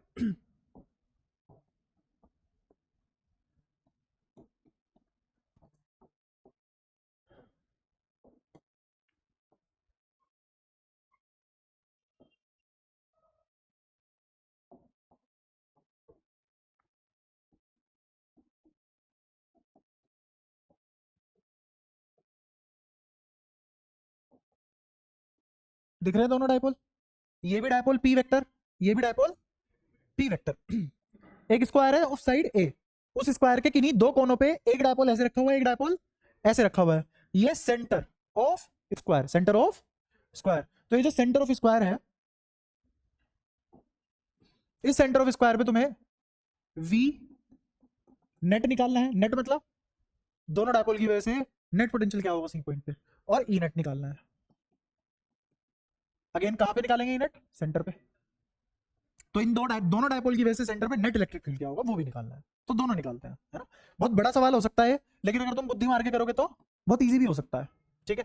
सबसे पहले तो मेरे को ये बताओ, ये दूरी कितनी होगी, अगर ये साइड ए है, ए बाय √2, अब तक तो याद हो गया होगा ना ये सब, क्योंकि पूरा √2 है, उसका आधा ए बाय √2, और साइड कितनी ए, कोई परेशानी। अच्छा ये दूरी कितनी, a/2, वही तो a/2, क्या ही फर्क पड़ रहा है, 50 करोड़ 1 करोड़ क्या फर्क पड़ रहा है ना, आधा आधा। अच्छा तो बनो, तुम भी तेज बनो। अच्छा ये एंगल मैंने थीटा मान लिया, अब मेरे को बताओ इसको कब तक फॉर्मेलिटी में थीटा लिखूं या डायरेक्ट ही 45 पेल दूं। रीजन क्यों 45, क्यों, पूरा 90 का है और ये परपेंडिकुलर बाइसेक्टर होती है, परपेंडिकुलर बाइसेक्टर कह रहा हूं, सॉरी एंगल बाइसेक्टर बनाती है ना, या फिर डायगोनल 45 डिग्री पे बनाती है कोने के साथ या साइड के साथ, जो भी तुम बोलना चाहो। तो ये हो गया 45 डिग्री। अब मैं इस डायपोल के टुकड़े करने वाला हूं, एक टुकड़ा ये कितना होगा, पी साइन थीटा है कोस थीटा, साइन थीटा, और साइन 45 1/√2, तो ये क्या बना पी बाय, ऐसे ही एक डायपोल यहां बनेगा, ये किसके बराबर, ये कितना होगा, और ये होगा क्या एक्चुअल में पी कोस थीटा, कोस 45 भी 1/√2 होता है। ऐसे ही इसके भी दो कंपोनेंट कर दो, ये वाला कंपोनेंट का नाम क्या होगा, पी कोस थीटा मतलब पी कोस 45, तो कितना आ जाएगा ये भी, और ऐसे ही एक डायपोल यहां होगा, ये कितना होगा, कहां से लिखा हमने पी साइन थीटा से, इसको भी दो हिस्सों में तोड़ लिया, इसको भी दो हिस्सों में तोड़ लिया, क्योंकि वेक्टर कंपोनेंट किए जा सकते हैं। क्लियर है वाली बात। अब निकालते हैं पोटेंशियल। इस वाले डायपोल के लिए ये कौन सी लाइन है, इक्वेटोरियल पे पोटेंशियल कितनी होती है, पोटेंशियल कितनी होती है इक्वेटोरियल पे, हाँ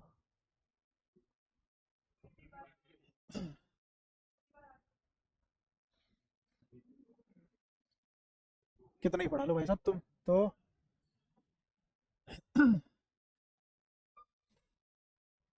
दिख गया है, बताऊं,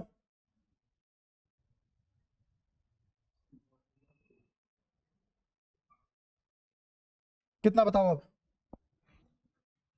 हाँ नहीं याद किसी को भी, इक्वेटोरियल पे 0 होती है पोटेंशियल, प्लेन भी पास करवा दिया भाई साहब, उसको बोल भी दिया था हमने कि पोटेंशियल सरफेस। जनरल फॉर्मूला क्या होता है, KP cos theta by are square, KP cos theta by, रखना जरा थीटा की जगह 90, cos 90 0, तो पूरा का पूरा v कितना हो गया, इस वाले वेक्टर के लिए इस पॉइंट पे पोटेंशियल, इस वाले वेक्टर के लिए इस पॉइंट पे पोटेंशियल, क्योंकि इक्वेटोरियल पे पड़ रहा है, तो इन दोनों की वजह से कोई पोटेंशियल नहीं है यहां। क्लियर? पोटेंशियल स्केलर है कि वेक्टर है? स्केलर है। अच्छा, इस वाले वेक्टर की वजह से इस पे पोटेंशियल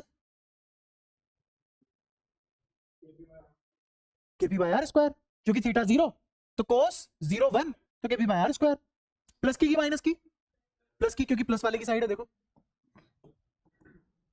देखा, इस वाले वेक्टर की वजह से यहां पे potential KP by are square, plus या माइनस, बिल्कुल ही कैसे गधों वाली बात कर देता है एकदम। ये प्लस की साइड है या माइनस की साइड है वाला पॉइंट, तो कैसी potential positive, positive positive add हो जाएंगे, नंबर की तरह ऐड होते हैं, तो टोटल कितनी पोटेंशियल आ गई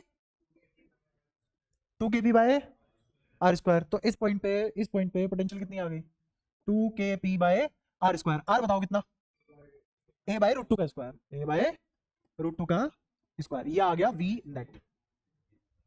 बताओ कोई दिक्कत? हाँ, तो इस डायपोल के प्लस की साइड पोटेंशियल क्या लिखी जाएगी, प्लस का, ठीक है। अच्छा, अब ये जो बाय रूट 2 है, एक रूट 2 तो ऊपर चला गया,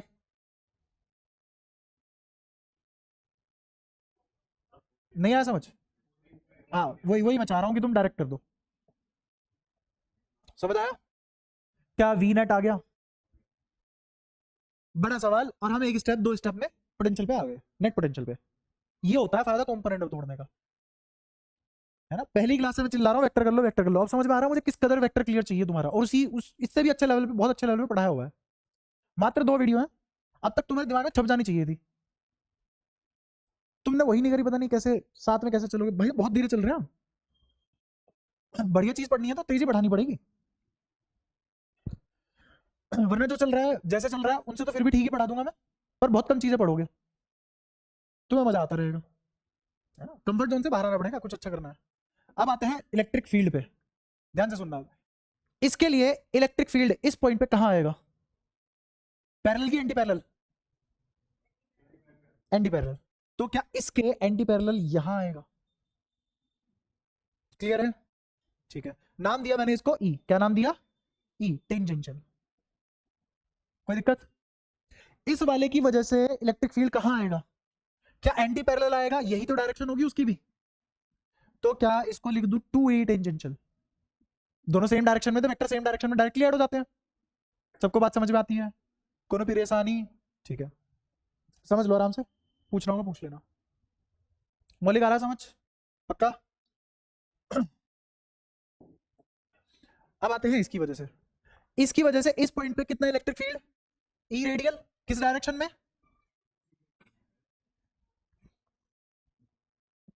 इस वाले वेक्टर की वजह से, इस वाले वेक्टर की वजह से यहां ई रेडियल ऐसे आएगा,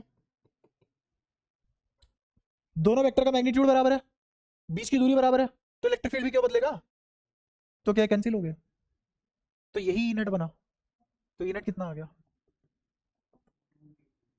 ईटी और टेंजेंशियल निकालो, लो क्या फॉर्मूला होता है टेंजेंशियल का, KP by R Q, KP by R Q, तो 2 के पी बाय आर कितना, ए बाय रूट 2 का क्यूब, तो इसको क्या लिख लेंगे हम 2 के पी ए क्यूब, और ये जो रूट 2 दिख रहा है तुम्हें, ये क्या बन जाएगा 2 रूट 2, तो ऊपर चला जाएगा तो कितना हो जाएगा 2 रूट 2, ये पूरा का पूरा ऊपर चला गया। बताओ कोई दिक्कत? सारी बातें क्लियर है? तो 2 दूनी 4, तो कितना आ गया,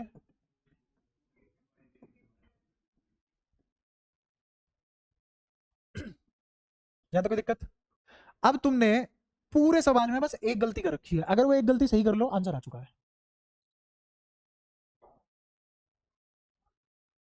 याद करो वो दिन जब तुमने इस पी को 2 कंपोनेंट में तोड़ा और ये पी की बजाय पी बाय रूट 2 बन गए, तो यहां भाई साहब पी की जगह कौन लिखेगा पी बाय रूट 2,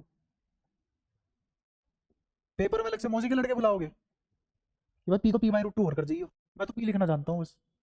तुमने एक्चुअल में इसकी वजह से निकाला ना, तो इसकी डायपोल मोमेंट कितनी थी, पी की पी बाय रूट 2, तो फॉर्मूले में पी बाय रूट 2 भी तो लिखोगे, तो यहां पे इसकी जगह भी क्या लिखोगे पी बाय रूट 2, तो इसको पी डैश और पी डैश और पी डैश लिख लो, तो यहां पे भी क्या लिखोगे पी बाय रूट 2 से रूट 2, तो ये आ गया 4 के पी बाय ए क्यूब, और यहाँ ये कितना आ गया, इसकी जगह भी पी डैश, और कितना हो जाएगा पी बाय रूट टू। तो फाइनल आंसर क्या आ जाएगा, बाय रूट टू है। हाँ तो 2 √2 के पी बाय ए स्क्वायर, ये आंसर तुम्हारे।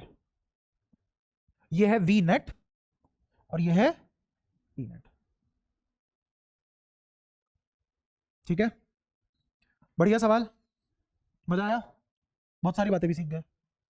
ठीक है, एक और थोड़ा सा लेवल बढ़ा दूं, करना है लेवल अप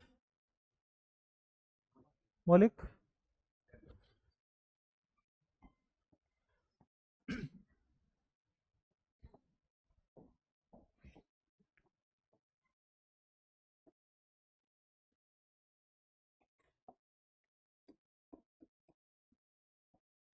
इसका रेडियस है ए,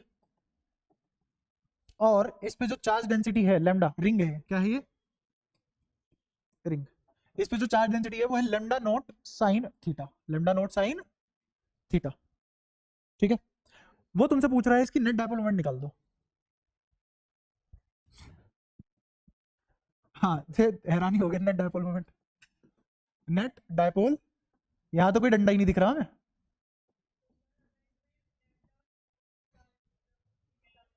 हम्म, कैसे, किसने कहा ये बात, फंक्शन ऑफ थीटा है, हर पॉइंट पे अलग होगा, जितने पॉजिटिव है उतने, वो तो तुम पता करोगे ना, है कि नहीं, ये बात सच है नहीं है, क्या है, क्या हो रहा है। ये सबको समझ आया, सवाल क्या है, ये एक रिंग है, इस रिंग पे लीनियर चार्ज डेंसिटी हो सकती थी, कितनी है वो, लैम्डा नॉट साइन थीटा, इसका मतलब हर एंगल पे चार्ज अलग होगा, हर एंगल पे चार्ज अलग होगा, और इस रिंग का रेडियस कितना है ए। तुमसे पूछ रहा है नेट डायपोल मोमेंट, कौन सा डायपोल, यहां तो डायपोल ही नहीं है, रिंग है, रिंग को डायपोल मान लेंगे ऐसी, डायमीटर को डायपोल मान लेंगे, सोचो।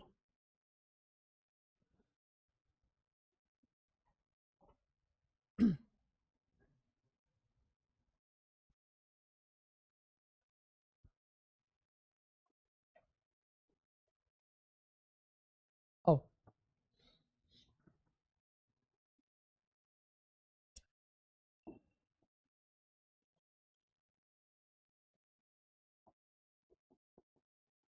ये एक्स एक्सिस लिया, ये स्फीयर का सेंटर, सेंटर दिख रहा है हल्का हल्का सेंटर, यहां से पास से नहीं पता पड़ता ना, ये है सेंटर। ठीक है,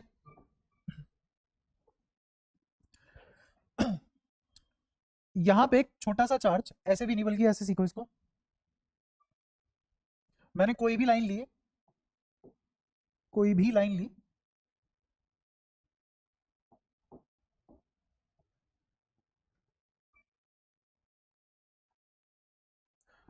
ये लाइन कितना एंगल बना रही है, थीटा, कितना एंगल बना रही है, थीटा। तो मैं जो कहना चाह रहा हूं वो ये है कि तुमने थीटा पे जाके, थीटा पे जाके एक डी थीटा का चार्ज एलिमेंट लिया, थीटा पे जाके एक, शाबाश, अगर इतना अटेंटिव रहे ये वाला सवाल भी समझ आ जाएगा तुम्हें पूरा।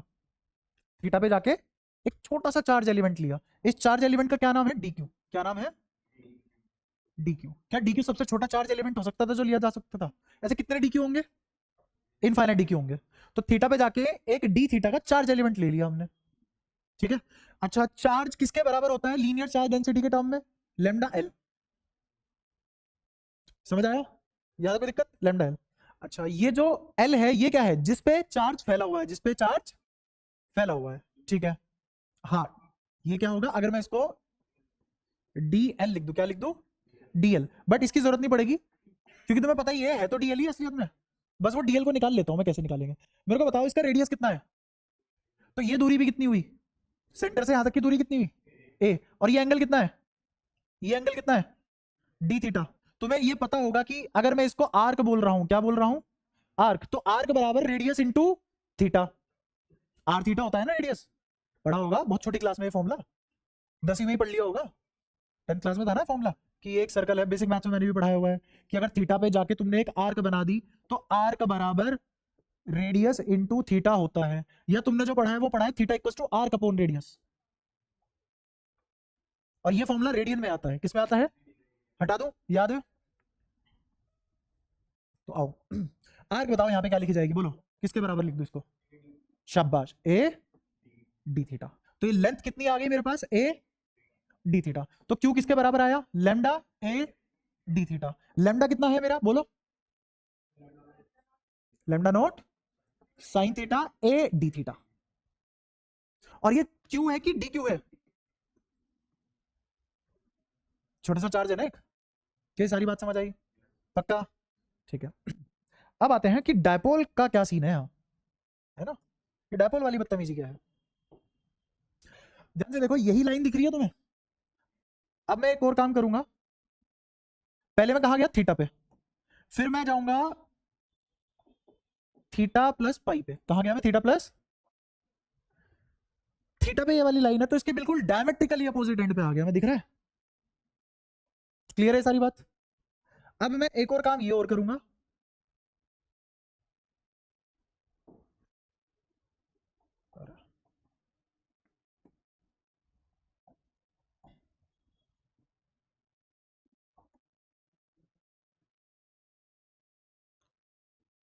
ये वाला एंगल कितना होगा, सिर्फ ये वाला एंगल बताओ, डी थीटा। तो यहां वाली आर्क किसके बराबर होगी, क्लियर। तो डी क्यू किसके बराबर होगा यहां पे, lambda note sine theta A D theta, clear है, यहां तो कोई परेशानी। यहां का डी क्यू, यहां का D Q magnitude wise same है, दिख रहा होगा तुम्हें, बट नेचर अलग होगा। चार्ज की कौन सी डायरेक्शन, चार्ज का नेचर होता है, डायरेक्शन थोड़ी नहीं होती है भाई गुलाम, स्केलर क्वांटिटी। तो नेचर देख लेते हैं, ध्यान से सुनना, ये चार्ज डेंसिटी है ना, तो चार्ज डेंसिटी यही तो बताती है चार्ज पर यूनिट लेंथ कितना है। तो हम इस थीटा से पता करेंगे charge per unit length positive है कि नेगेटिव है, चार्ज का नेचर पॉजिटिव है कि नेगेटिव है।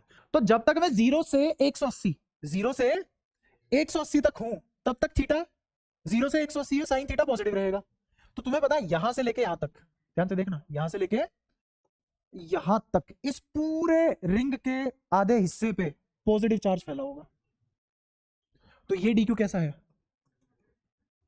180 से 360, मतलब पाई से 2 पाई साइन थीटा। तो इसका मतलब यहां से यहां कैसा चार्ज फैला हुआ है, तो ये कैसा होगा, के चार्ज बहुत छोटा है, के चार्ज बहुत छोटा है, बीच की दूरी क्या 2a है, बीच की दूरी 2a है, और इस एंड पे प्लस डी क्यू, इस एंड पे सेपरेटेड बाय 2a डिस्टेंस। एक डायपोल ढूंढ लिया हमने, ऐसे कितने डायपोल होंगे, शाबाश, पहले एक तो ढूंढा, तो एक डायपोल ये आ चुका, एक डायपोल। मैं तुम्हें ये दिखाना चाह रहा हूं कि पहले सोचना कैसे इस सवाल को, जब तक मैं तुम्हें ऐसी ऐसी बातें मैं खुद नहीं डालूंगा तुम्हारे दिमाग में, 7 जन्मों तक नहीं सोचोगे तुम ये सब कि रिंग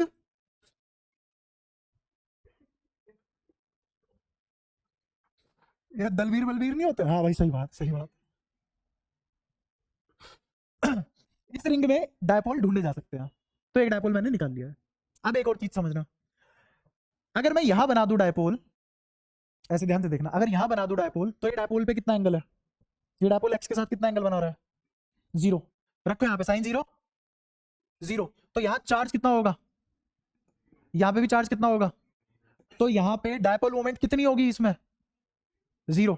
अब एंगल मैंने थोड़ा सा बढ़ाया कि चार्ज भी थोड़ा सा बढ़ा, मैंने एंगल और बढ़ाया, चार्ज और बढ़ा, क्योंकि 0 से 90 के बीच थीटा बढ़ने से साइन थीटा बढ़ता है, गणित चल रही है, 0 से 90 के बीच साइन थीटा, थीटा बढ़ने पे बढ़ता है। ऋषभ आ रहा है समझ, मौलिक। तो यहां से लेके यहां तक चार्ज बढ़ता जाएगा, तो मैक्सिमम कहां होगा चार्ज, तो यहां चार्जेस मैक्सिमम होंगे, फिर चार्ज दूर दूर होने लग जाएंगे और यहां पे कोई चार्ज नहीं होगा। ऐसी फिर जब तुम 90 से 180 आओगे, तो थीटा बढ़ाने पे साइन थीटा घटेगा, तो फिर से चार्ज घटना शुरू हो जाएगा और यहां पे कोई चार्ज, सेम चीज यहां पे होगी बट यहां पे नेगेटिव में। तो सबसे ज्यादा नेगेटिव चार्ज यहां मिलेंगे, मैक्सिमम चार्ज यहां होगा, फिर कम होता चला जाएगा डायमीटर के लोग, है ना। तो फिर यहाँ पे एक नेगेटिव होगा, यहाँ पे एक नेगेटिव, फिर यहाँ 0, फिर यहाँ एक नेगेटिव, यहाँ एक नेगेटिव, यहाँ पे। क्या मुझे चार्ज डिस्ट्रीब्यूशन समझ में आ चुकी है कैसे चल रही है। एक डायपोल तो हमने बना लिया है, क्या ऐसे ही अगले मोमेंट एक और डायपोल होगा, कैसे अगले मोमेंट एक और डायपोल होगा, कैसे अगले मोमेंट एक और डायपोल होगा, कितने डायपोल होंगे, इनफाइनाइट। अगर इन सभी डायपोल को जोड़ दूं या इन सभी डायपोल की डायपोल मोमेंट जोड़ दूं, तो क्या आ जाएगी, नेट डायपोल मोमेंट। अब मेरे को ये बताओ, डायपोल मोमेंट वेक्टर क्वांटिटी या स्केलर क्वांटिटी? स्केलर। अरे पहले तुम यही सही करके आ जाओ। वेक्टर क्वांटिटी है scalar dipole moment. Vector quantity तो वेक्टर क्वांटिटी का इंटीग्रेशन तुमने सीखा ही नहीं।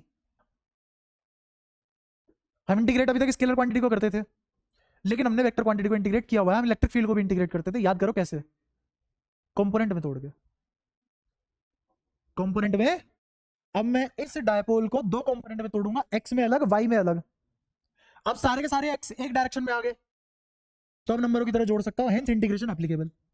ऐसे ही अब सारे के सारे वेक्टर वाई एक्सिस में आ गए, तो अब इन सभी वाई एक्सिस वाले वेक्टरों को जोड़ सकता हूं बाय इंटीग्रेशन, क्योंकि वो डायरेक्ट जुड़ने लग गए। नहीं देखेंगे अभी। तो अब मैं निकालने वाला हूं नेट डायपोल मोमेंट, और दो हिस्सों में तोड़ के। अगर मैं इसको, इसकी डायपोल मोमेंट को क्या मान लूं थोड़ी देर के लिए, डीपी। क्या मान लिया मैंने? तो इस डीपी नाम के डायपोल मोमेंट को मैं दो हिस्सों में तोड़ने वाला हूं, एक डीपी एक्स, तो इसके अलोंग इस डायपोल का नाम बताओगे क्या बनेगा, बोलो?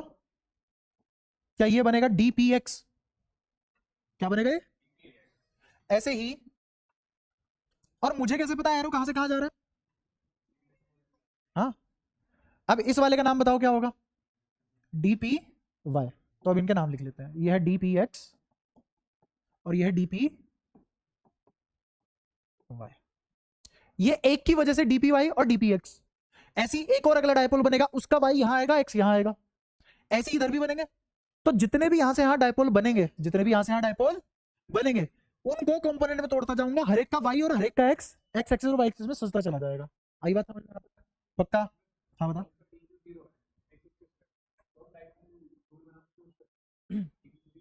हाँ, इसकी डायपोल मोमेंट जीरो है, इसकी डायपोल मोमेंट जीरो है ना? तो सिर्फ इस वाले की जीरो है ना, लेकिन इसका कंपोनेंट इधर जीरो थोड़ी ना आएगा, मैंने इसका कंपोनेंट किया है। आया समझ? जैसे यहाँ पे एक एक डायपोल है ऐसे पी, तो इसका तो कंपोनेंट कर सकता हूँ ना, वो थोड़ी ना जीरो होगा, पी कोस थीटा और पी साइन थीटा। आया समझ? और बताओ, और कोई समस्या? पक्का? तो मुझे इस डीपी के कंपोनेंट करने पड़ेंगे। एक तो है डीपीएक्स, ये कौन सा कंपोनेंट है, रेक्टेंगुलर कंपोनेंट। कौन सा कंपोनेंट? Rectangular component. क्लियर है सारी बातें? ठीक है। अब आ जाओ बात करते हैं फिर से। तो मैं निकालने जा रहा हूं फिलहाल डीपी किसके बराबर होगा, डीपी किसके बराबर होगा। तो डीपी किसके बराबर होगा, ये होगा डी क्यू टू ए। आया समझ में? ठीक है। तो मेरा डीपी एक्स किसके बराबर होगा, बोलो? D Q to A cos theta. Component करो इसका, ये वाला कोस थीटा होगा ना कंपोनेंट। ऐसे ही मेरे को बताओ डी पी वाई किसके बराबर होगा, D Q to A sine theta. समझ का सारा काम हो गया, अब बस इंटीग्रेशन बचा है। क्या बचा है? सिर्फ इंटीग्रेशन। आओ वो भी कर लेते हैं। सबसे पहले मैं निकालने जा रहा हूं net dipole moment in x axis. तो डी पी एक्स निकालने जा रहे हैं। अगर मुझे नेट निकालना है तो क्या करूंगा, इंटीग्रेशन। क्या मुझे डी क्यू पता है कितना है, ये रहा ऊपर लिखा हुआ है ना? अब ध्यान से सुनना, डी क्यू की वैल्यू लिख लो अपने मनी मन में, कितना है, lambda note sine theta A D theta into में 2a, इनटू में a इंटू ए स्क्वायर बन चुका। मैं डायरेक्ट दोनों की यहीं से मल्टीप्लाई करके लिख दूंगा। मनी मन में इमेजिन करो डी क्यू यहां लिखा हुआ है और उसकी वैल्यू ये यहां लिख दो, तो आगे क्या लिखा हुआ है, यहां पढ़ के बताओ, lambda note sine theta A D theta, A into A square. हाँ, 2 रहने दो अभी। तो मैंने क्या लिखा, लेमडा नोट ए स्क्वायर, और पीछे क्या बचा, 2 sine theta cos theta which is sine 2 theta. ये सब कहां कराया मैंने, कुछ नहीं छोड़ रखा। ऐसा नहीं है मैं आज लिख दिया है, पढ़ा रखा है सब, और तुम्हें बोला भी था पढ़ के आना। तो क्या बन गया, साइन 2 थीटा, और पीछे क्या बचा, इंटीग्रेशन। क्लियर है सारी बात? अब मेरे को बताओ, डेफिनेट इंटीग्रेशन है, लिमिट कहां से कहां रखोगे, वेरिएबल कौन है, थीटा है, तो लिमिट भी किसमें रखी जाएगी। अब आओ इधर, यहां से शुरू हुआ डायपोल, तो इसका हेड, हाँ शाबाश, इसका हेड कितना एंगल कवर करेगा, पाई। तो ये वाले सारे चार्ज कवर हो गए, नेगेटिव छूट गए थे क्या, नहीं। जब इसका हेड पॉजिटिव चार्ज कवर कर रहा था तो साइमल्टेनियसली इसकी टेल नेगेटिव चार्ज कवर कर रही थी, तो पूरी रिंग कवर हो गई थी। तो इसका मतलब लिमिट कहां से कहां जाएगी, क्योंकि मेरा डायपोल मोमेंट सिर्फ और सिर्फ 0 से पाई तक ही आएगा। क्योंकि जब ऊपर वाले पॉजिटिव चार्ज तुम ले रहे थे, क्योंकि पेयर में चलेंगी ना चीजें, किसमें चलेगी, डायपोल तो तभी बनेगा ना जब एक प्लस लोगे एक माइनस लोगे। तो जब जब तुम प्लस ले रहे हो माइनस अपने आप लिया जा रहा है, तो लिमिट कहां से कहां तक एग्जिस्ट करेगी, 0 से पाई। कोई दिक्कत, ठीक है। मौलिक जिंदा हो, आ भी रहा है समझ, ठीक है। घर जाके भी तू नहीं मरेगा ना, घर जाके भी जिंदा रहेगा, ठीक है। हाँ, इस क्वेश्चन के बाद भेज दूंगा, ठीक है। इस क्वेश्चन के बाद तू मेरे को 10-15 मिनट और दे दियो, उसके बाद पक्का भेज दूंगा। 10 मिनट 10 मिनट 10 मिनट दे दियो। तुम्हें कौन से काम होते हैं, मेरे ज्यादा कैसे काम हो सकते हैं तुम्हें।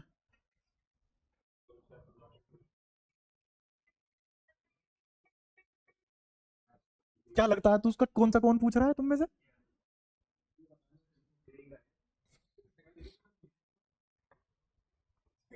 पॉइंट इज आओ देखो, तो लिमिट 0 से पाई समझ आ चुकी तुम्हें, ठीक है। आगे बढ़ते हैं, इसमें से लेमडा नोट ए स्क्वायर कॉमन खींचो। क्यों, क्योंकि कांस्टेंट है, बाहर आ जाएगा इंटीग्रेशन से। तो लेमडा नोट यहां लिख रहा हूं, लेमडा नोट ए स्क्वायर बाहर आ गया, साइन 2 थीटा का integration is minus cos 2 theta. तो माइनस लगा दिया मैंने बाहर, माइनस लगा दिया बाहर, अंदर बचा साइन, साइन कह रहा हूं कोस 2 थीटा बाय 2, बाय 2 भी बाहर, क्योंकि 2 में लिमिट नहीं लगती, 2 में लिमिट, कांस्टेंट में लिमिट थोड़ी लगेगी। तो cos 2 थीटा की लिमिट लगाओ पाई माइनस 0 से। तो जब मैं इसको पाई लिखूंगा तो cos 2 पाई कितना होता है, कितना होता है आंसर, प्लस का 1। cos 2 पाई इज प्लस का 1, माइनस cos 0 इज प्लस का 1। तो 1 minus 1 is 0 into anything is. तो इसका मतलब एक्स एक्सिस में कोई डायपोल मोमेंट एग्जिस्ट, और ये हमें पहले से ही पता था क्योंकि इधर कोई चार्ज नहीं है। मैथ्स में भी तो आना चाहिए, आज उसने ऐसे दे दिया, कल को वो ऐसे दे देता तो।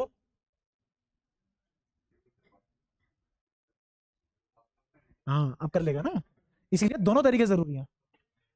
क्या, हाँ सब कुछ वाई में है, सब कुछ वाई में है। ऐसे ही आ जाओ D P Y, D P Y, इसको बताओ क्या लिखोगे, इंटीग्रेशन, ये भी कहां से कहां तक लिमिट, 0 से पाए, अंदर लेमडा नोट ए स्क्वायर तो आएगा ही आएगा।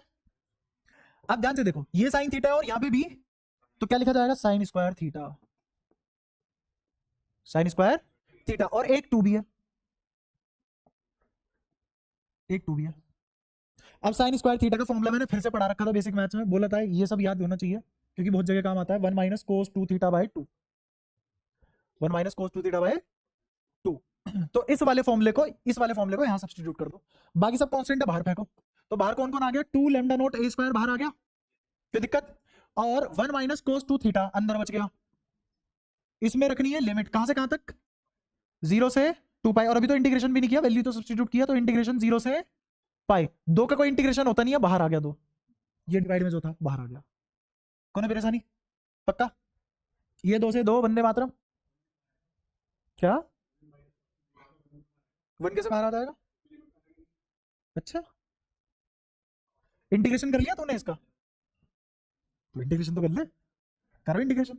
आओ, लेमडा नोट ए स्क्वायर बाहर है एज इट इज, 1 का integration with respect to D theta is theta, तो यहां आ गया थीटा, माइनस कोस 2 थीटा का integration is sine 2 theta by 2, plus का कि माइनस का, प्लस का, तो माइनस साइन 2 थीटा बाय 2, कहां से कहां तक, 0 से।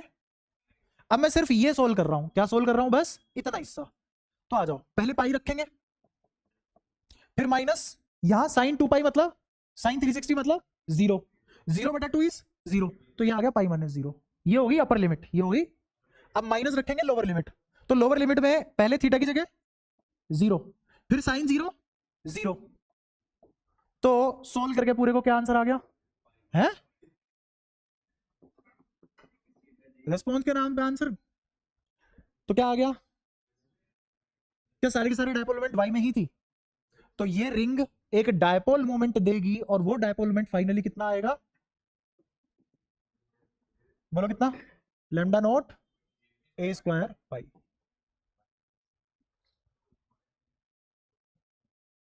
वाई ही तो पीनट बनेगा,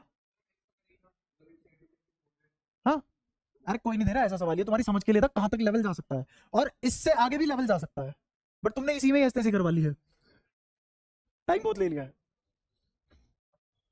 बट फिर भी तुम्हें एक एक पॉइंट समझ आया, टेंशन मत लो, ये तुमने कोई नॉर्मल बात नहीं सीखी है, बहुत बुद्धि बढ़ती है ऐसे सवालों से, ठीक है।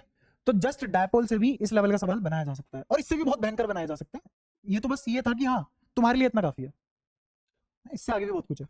अच्छा एक सवाल मेरे को यही करके बताओ, अगर मैं तुमसे पूछ लिया होता कि फिर से एक रिंग है और रेडियस ए है, रेडियस ए है, लेकिन इस बार चार्ज डेंसिटी मैंने लिख दी मान लो लेमडा नॉट कोस थीटा, तो बताओ पी नेट क्या आएगा? एनालाइज करके बताओ, 10 सेकंड में आंसर आ जाना चाहिए तुम्हारा। आंसर सेम रहेगा, आंसर सेम रहेगा, कितना आएगा? Lambda not a square pi, बस फर्क कितना होगा, यहां जो नेट डायपोल मोमेंट थी वो थी ऐसे, और यहां जो नेट डायपोल मोमेंट है वो है ऐसे। तो इसका इसका डायपोल मोमेंट कैसे बना था? इसका डायपोल मोमेंट बना था ये, और यही है कितना, इसका डायपोल मोमेंट बनेगा यहां ऐसे, और कितना होगा, बस ओरिएंटेशन में फर्क आएगा, आंसर में थोड़ा ना चेंज आएगा। क्या ये बात समझ पाए जो समझा दी? हाँ, क्योंकि अगर तुम साइन कोस थीटा को फील करो तो सारे का सारा मैक्सिमम कहां आएगा, चार्ज एक्स एक्सिस पे, और वाई पे जाते जाते चार्ज जीरो, तो वहां डायपोल भी क्यों आएगा? समझ आया? कोई परेशानी? पक्का? अब मेरी तरफ से डायपोल खत्म हुआ है तुम्हारा, ठीक है। टॉर्क मैंने कल कराया था, लेकिन उस पर मुझे थोड़े से खोल के बातें और करनी थी ताकि तुम्हें और मजबूती से आ जाए वो वाला कॉन्सेप्ट, है ना। बट तुम्हारी बत्ती पता नहीं कब से बुझी हुई है, तो इसलिए मैं छोड़ रहा हूँ अभी, ठीक है। बाकी पता नहीं तुम्हें मजा आता है कि नहीं ये सब करने में, स्टार्टिंग में, लास्ट में मजा आया ना, तो इसका मतलब तुम्हारा दिमाग क्रेव करता है अगर तुम्हें चीजें समझ में आती है अच्छी चीजों को, है ना। ऐसी अगर जितना मैंने बोला है उतना पढ़ के आओ तुम क्लास में, और पिछला सारा आता हो, और तुम्हारी स्पीड भी तेज हो जाए, बहुत मजा आने लग जाएगा तुम्हें। और जो सब्जेक्ट दुनिया में सबसे कमजोर होता है लोगों का, वो तुम्हारा सबसे मजबूत होगा, ठीक है।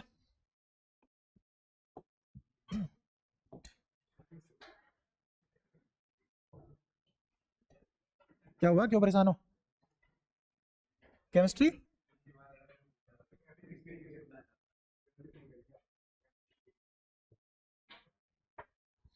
बताने में क्या जा रहा है, वो भी पढ़ लेगा बेचारा, तभी यहाँ बच्चे नहीं आ रहे, तुम भी ऐसे बताते नहीं होंगे कहाँ पढ़ रहे हो फिजिक्स।